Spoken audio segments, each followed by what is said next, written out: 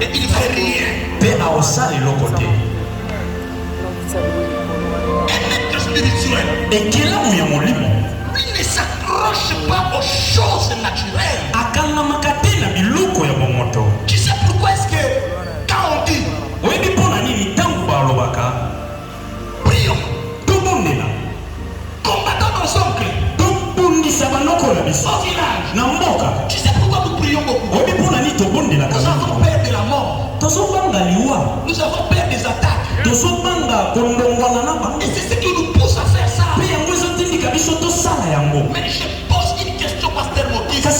Et je ne poserai encore. Dieu se réveille un bon matin. Il dit charnellement. Pendant 50 ans, il n'y aura ni la mort ni la maladie. Est-ce que les gens prieront? Je vous pose la question. Donc, je concrète. La plupart des gens viennent à l'église à cause de la peur.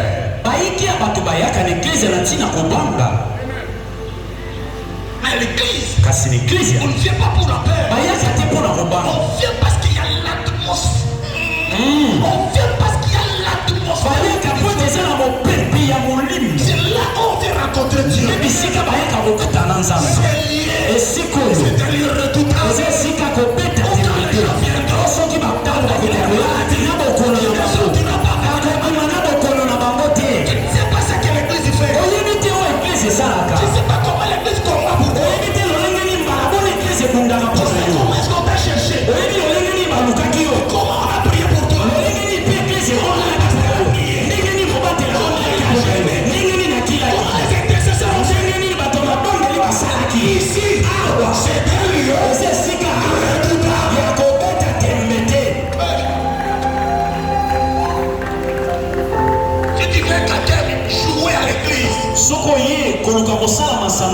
Si tu vois quelqu'un jouer à l'église, il n'a pas encore compris la valeur de l'église. Il n'a pas encore compris. L'église, ce n'est pas seulement les bâtiments que tu vois. Mais l'église, c'est le sous-bassement spirituel qui compte à l'église. Quelle sorte de nourriture que tu manges? L'atmosphère spirituelle est comment? C'est ce qui fait la force de l'église. Je vous dis la vérité. Dans cette église,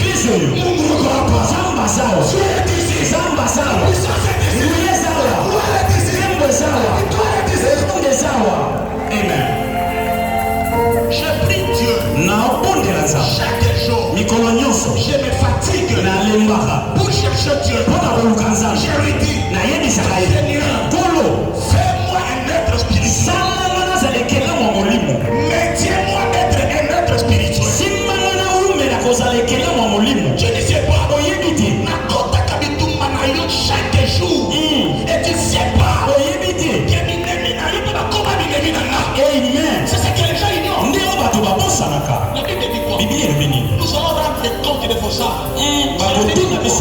Cela veut dire quoi? Je suis dans l'obligation. Priez pour toi, Moussa. Quel que soit le temps, les circonstances, je suis obligé. Parce que tu es dans les bâtiments. Je suis obligé de prier. Et en cela, moi je combats ceux qui te combattent. Et ils combattent avec ceux qui te protègent aussi. Et vous croyez que les pasteurs c'est un être charnel? Ni t'aider la dimension spirituelle. Comment est-ce que nous allons vivre? Parce que tous vos combats, ça nous revient.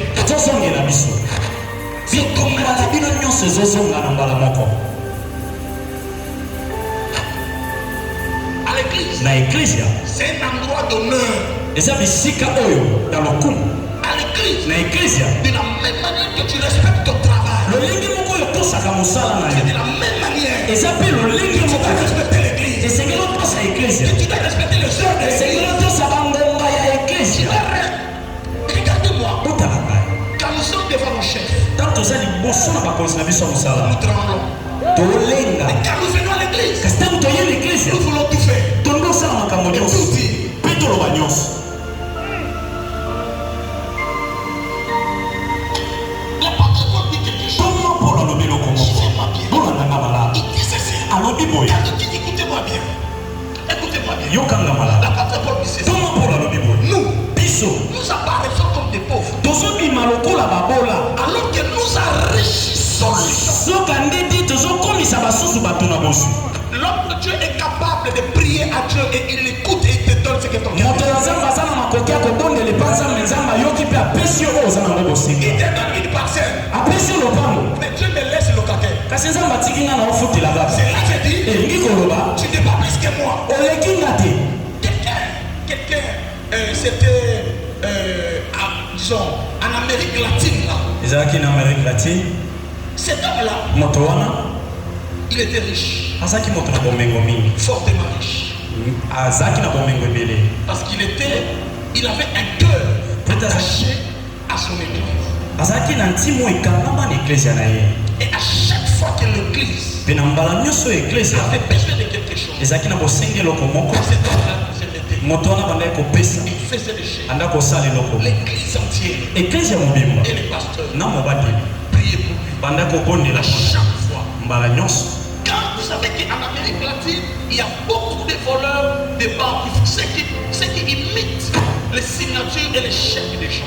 oyebi kuna na Amérique latine eza na bamiyibi ebele oyo bayibaka bisika babombaka mosolo mpe na mbala nyonso Pouvez accéder sur ce compte. oyo bangi bakota bisika ya bombaka mosolo Ça ne va pas toujours pas. esimbaka kaka te. Même si les spécialistes de nous, ata soki bato bayibaka makasi bayebi baye komeka. c'est lui qui m'a dit ça. Moto ayebisanga Il makambo m'a dit ceci. ayebisenga boye Jusqu'à ce que tous les frappeurs de la ville, kino ete bato nyonso to miyibi ya engumba ils se sont réunis basangani bango pour nyonso imiter sa signature. mpo baluka bayekola ndenge nini lokolo Afin de faire sortir l'argent mpo babimisa mbo sur son compte. na bisika ya bombaka. C'est comme l'a dit. moto wana yebisinga La dernière fois mbala suka qu'ils ont tenté de faire ça, oyo bameki kozwa mokoloto na la ngai police les a tous arrêtés.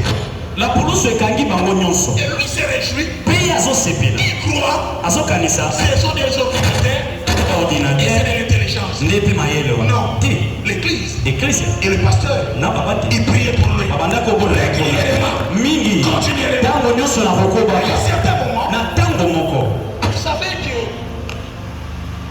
nous sommes dans un monde de courses. oyebi toza na mokili oyo topakata mbanga Il y avait un homme ezalaki na moto de Dieu moto na nzambe puissant, tonda na nguya glorieux.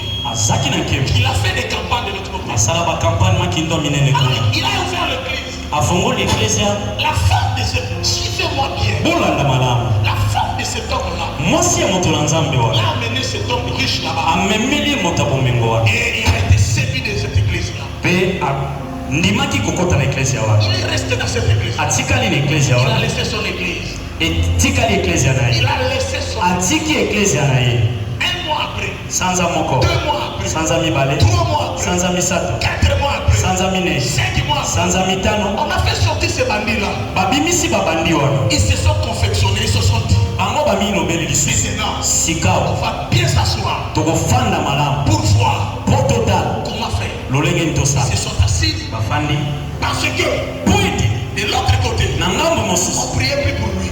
moto wana bandaki so osambela mpo na ye te Ces gens-là ont fait des choses. bato wana basali makambo Cette fois-ci, ya mbala oyo ils sont allés devant le chèque. Avec le chèque. bakei liboso na eshek Et le monsieur a regardé le chèque. moto wana atali mpe Il a fait quelques vérifications. atali shek atali Il a dit oui, oui, abiki yo ça peut passer. oyo Il fait sortir tout l'argent de sa banque. babimisi mbongo nyonso na bisika banda On moko donne à ces bandits-là. bapesi moto wana Écoutez, oyoka je vais te dire une chose.